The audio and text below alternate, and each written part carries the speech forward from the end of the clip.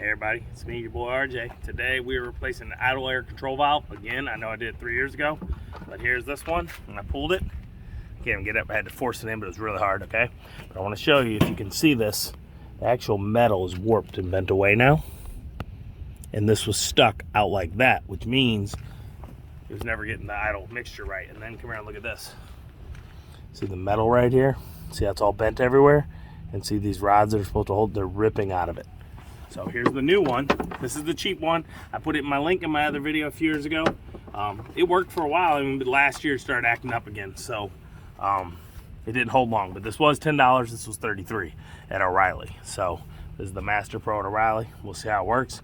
But this is gonna solve, well, should solve. You're sitting in a light, you're fine, and then all of a sudden it kind of, and then stalls. And basically sometimes it'll happen if you're at like 20 and you're coasting. But other times you're plenty fine, like this truck will run. Would you agree? Every day, like fine, day. Then like Thursday, it's like, no, today it's gonna stall every time your RPM goes low. And it will, at the light or whatever. So I started having to learn to drive with my left foot on the brake and the right foot on the gas to keep it up RPM. So here's the new one. It doesn't really look made any better, but if you look, this looks like the metal's a little further down in the metal. And as you can see from original, it's a perfectly round ring. It's not all beat to crap like that, and this is the correct height now. If I wish I hadn't done it before, but I was trying to see if I could move this back in, and I mean I had to force everything I had. This was loaded out to like here. So it's an easy repair. First thing you're gonna need is a flat screwdriver, flathead, or like an 8mm screwdriver tip, like one of these designs, okay, like a hex, okay. And I'll show you why. Come around this side, the other side. Got the air filter housing. Here's where the flathead goes. What that does is it tightens around this ring right here. So you're gonna lean behind. I'll hold the phone here. Right here, you see that harness right here? This harness was plugged in. I'm gonna try and get around here and get a view for you. But there is where the idle air control valve goes. All right, and you're gonna have two Torx screws. Do you bring those out? No? Yeah. Take some throttle body cleaner before you put the new one on. Spray it on a towel. Reach around back in there and clean off the surface where it's gonna go. And then, look, it's pretty dirty. And then take your finger. This is the burning stuff. Kind of clean out the hole a little bit, just a little, so that you know that all the surface is good and any like that carbon buildup isn't gonna cause you problems with your new sensor. So.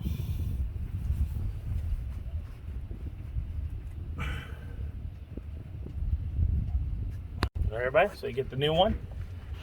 When you took the old ones off, hopefully you put your screws in the bag. If I didn't tell you, do that so that they don't get lost. They don't give you new ones. Take this here, make sure the sensor opening is to the driver's side, because the sensor's right there. So you're gonna gently place that in there, feel around. Grab one of your screws out of your bag.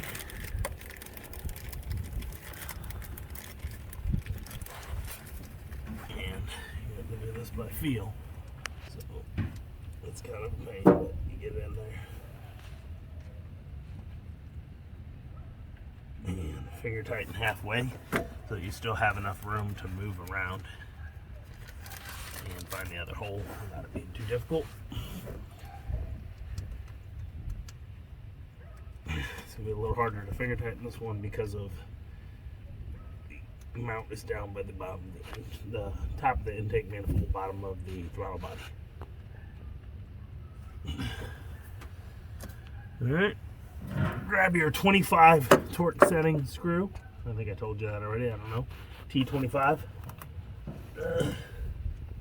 For y'all don't know, in case I haven't said, Torx is the star. You can also use the TZs, which have a hole in the middle, but sometimes they strip out because of their weakness.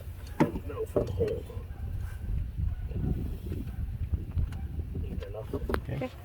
Get everything on there. Double check them real quick before you're done. Make sure you do both sides. I'm not doing dribble now.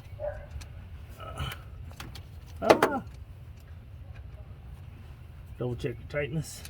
It's very awkward this length. You gotta lean in here. Okay.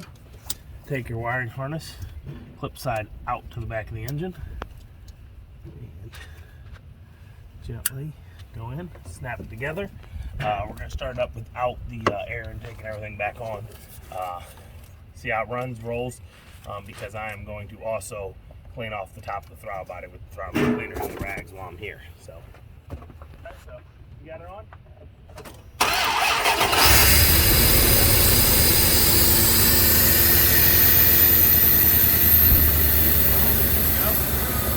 Dial a little high first. It'll take a few minutes.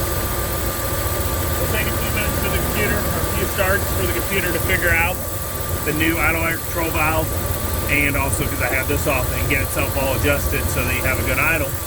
And hopefully this fixes your problem. If not, also, like I said, we're in here, get some soap stuff, and go in here and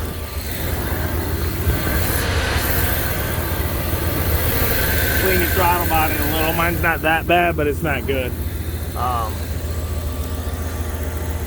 So there you go. As you can see, she's purring. Hopefully this holds up. We'll see. I'm pretty sure that's my problem because, like I said, my AC, even that was bent, the metal. So where it met the back, that meant there was a vacuum leak. The metal wasn't all the way down, so there was probably a slight air leak. Whenever it's hot or cold temperature ranges, because there's still the gasket in there. So I'll try to put a link to a good one down, but that one I got off Amazon had the highest ratings, and it's like 2.5 years and it was toast. So if you don't mind, every 2.5 years after it, you can buy the one I'm gonna put here from Amazon.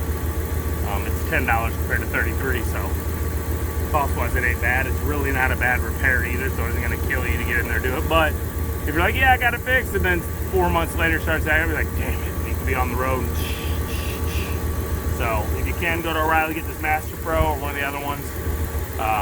Hopefully they'll be better because it leaks and you got the shop to return it to after like whatever their warranty is.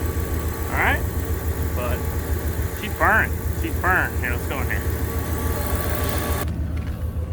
All right, well, as you can see, it fixed the RPM. At first, it was running a little over 1,000, 1,100, 1,200. Now it's down to like, I would say 7 maybe. I could hook up my thing, my reader ODB, and let me know, but I'm not doing it right now.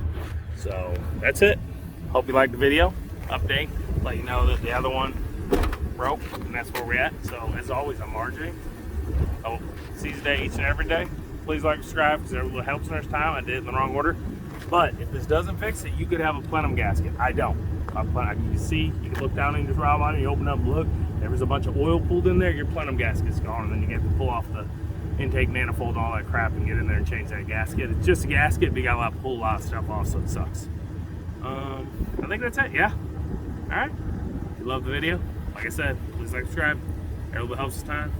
Get me up to 10,000. We're almost there. Only like 1,200 more. Okay? Bye-bye.